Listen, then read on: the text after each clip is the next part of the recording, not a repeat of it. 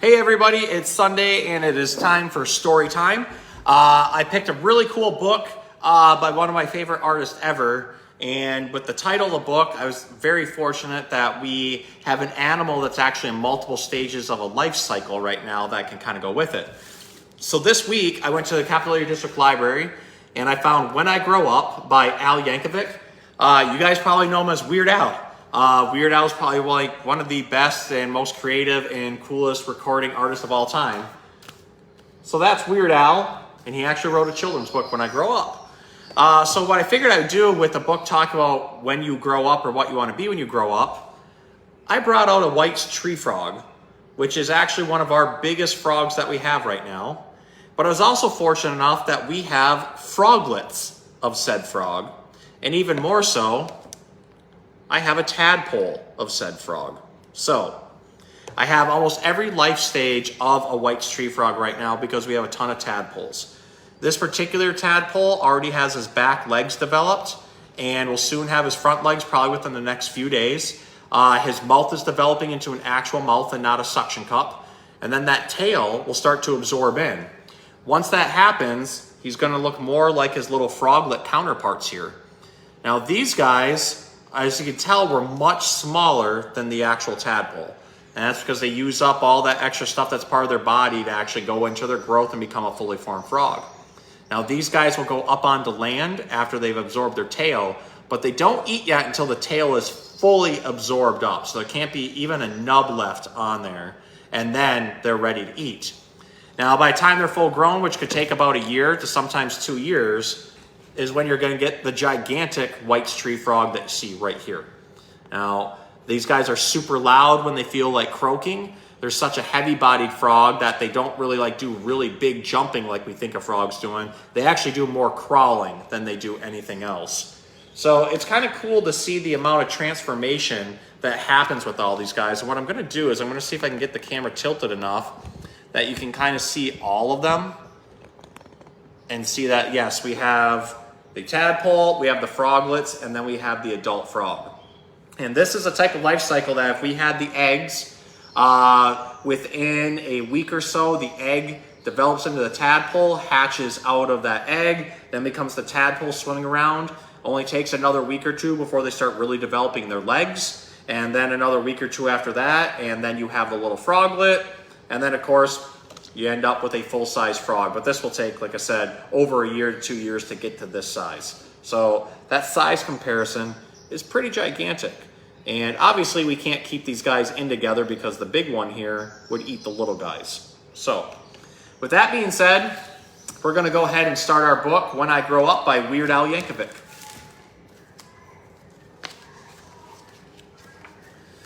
I waited so long for the hours to pass, but as soon as it was noon, there in Mrs. Krupp's class. And Thursday at noon, I'm sure you know well, is time of week when we do show and tell. And this week, the subject so special to me was when I grow up, what am I going to be? That's something I'd really been thinking about, and I just couldn't wait to let all those thoughts out.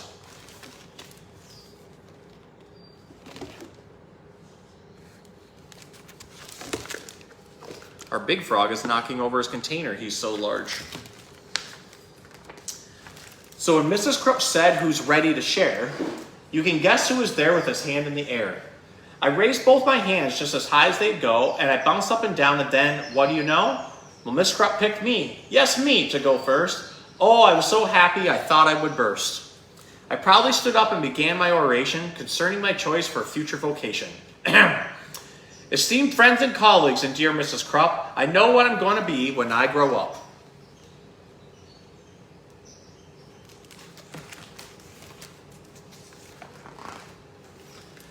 Why, I'll be the greatest chef you've ever seen. The world will go crazy for my hot tea cuisine. I'll tantalize taste buds with my rigatoni, sauteed with black truffles and pickled bologna. Surrounded by kumquats and candied pig's feet, topped with shrimp-flavored lollipops, bon appetit. My walls will be filled with awards that I've gotten for toast on a stick and my Twinkies au gratin.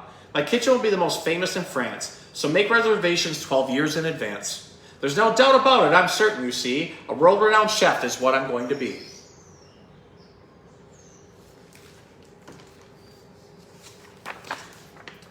That's very nice, Billy said, and Mrs. Crooks said, who wants to be next? Maybe Susie or Fred? I said, hold the phone now, I haven't departed. Hang on to your seats, because I'm just getting started.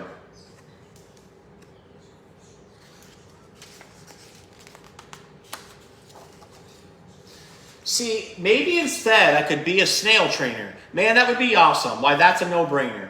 I'll teach all my snails to do really neat tricks. They'll play dead, roll over, and even fetch sticks. Of course, all the sticks will come back 2 years later, but working with snails, I mean, what could be greater? They'll do any stunt that I like, holy moly. I'll train them to pedal a bike really slowly. Then jump, ooze, through a huge ring of fire, and crawl at a snail's pace across a high wire. Then finish by writing my name with their trails. That's right, I'll be Billy, the master of snails.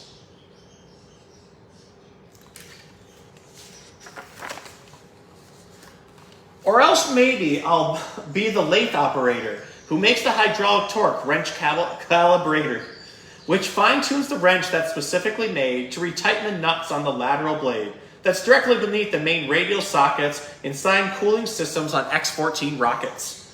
And since this profession is cool as can be, well, who would be better to do it than me? Say, here's an idea, perhaps just for laughs. I might make my living by milking giraffes. It's oh so cliche to get milk from a cow. I bet all those cows need a break anyhow. Imagine me milking way up in the air. I'd use a tall ladder instead of a chair. What? Milking giraffes, Mrs. Krupp said. Oh, please. I countered. How else could I make giraffe cheese? Now, don't interrupt me. I'm not really through yet. There's still lots of stuff I'm planning to do yet. Because maybe I'll be a gorilla masseuse.